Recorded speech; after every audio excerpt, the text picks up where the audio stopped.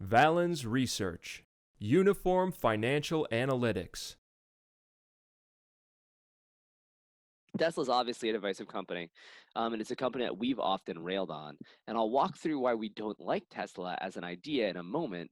But the more important thing that I want to highlight for Tesla is this is the power of what's wrong with as reported accounting metrics. When you look at Tesla, you see a company that in 2018 had as reported ROA of negative $6, basically $5.70. In reality, Tesla had positive earnings in 2018. The issues were investments in R&D, and I can actually show you, right? We can go in here to our impact of adjustments tab and understand what was causing net income to be so distorted. And what we can see is there's a couple things. One, R&D is an investment, not an expense. R&D is fundamentally a spend that you are doing so that you can generate cash flow in the future, right? Those of you who have taken accounting class have probably heard of the matching principle. The matching principle tells us literally when you have revenue, you should recognize the expense related to that revenue when that revenue happens. R&D is not related to revenue this year, and yet we expense it every single year like it was, which is just flat wrong. So what we do here with uniform accounting is we capitalize that R&D, and then we depreciate, we amortize that R&D just like you would when you build a plant, and then you depreciate that plant. What you can see is issues with R&D capitalization, interest expense, which is a non-operating charge, by the way. That's a financing activity, and yet it flows through the operating income statement and cash flow statement, and also stock option expense. Those numbers alone basically cause all of the distortion in Tesla's earnings and make it look like it's a negative cash flow business when it's actually a positive earnings business. And that's what's so important with Tesla, because if you're going to have a conversation of whether or not you think Tesla is undervalued or overvalued or could potentially do something special with their business and could be worth a lot more, you need to know directionally how profitable they are. Right? In 2018, you would think Tesla was still a negative ROA business when you're vetting this business. If you're looking at as reported metrics, it was actually a profitable business, which changes the context of the conversation about Tesla, because it doesn't say, hey, can Tesla ever be profitable? Now we ask the question of what about these white bars?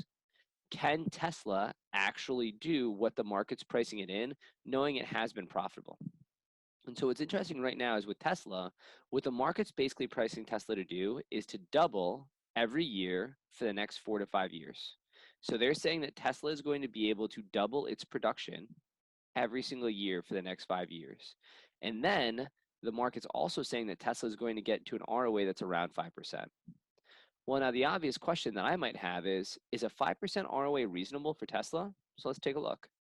What we have here is the quality evaluation Tesla scatter for this company. What the quality evaluation scatter is specifically us showing how high the ROA of a business is relative to how high its valued asset prime is. And we're looking at all of Tesla's peers. I'm actually going to turn off a couple of companies here, right? Thor and Winnebago have nothing to do with this kind of business. Obviously, they're both they both make RVs. Also, Race is such a specific kind of company, but I'll leave Race in. Right? What the market's pricing Tesla to do is to get an ROA right here going forward. If you look, the highest ROA any car company has is Race, which is Ferrari at 12%. Ferrari is not comparable to Tesla. Ferrari is a true small production business, which Tesla is trying to not be, and Peugeot. Right? Peugeot, also for what it's worth, actually historically has not had ROAs as high as they're forecasted to be.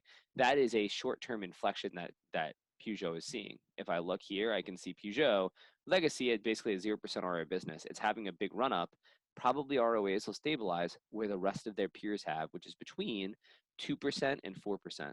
Right? And this is for every single one of the big auto manufacturers.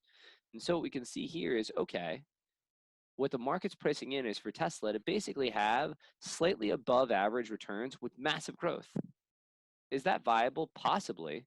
But for you to think Tesla is undervalued, you either need to think that Tesla is going to grow even faster than it's forecasted to grow, which looks unrealistic because the only way that Tesla ever actually generated a positive ROA in 2018 and 2019 was by slowing down growth.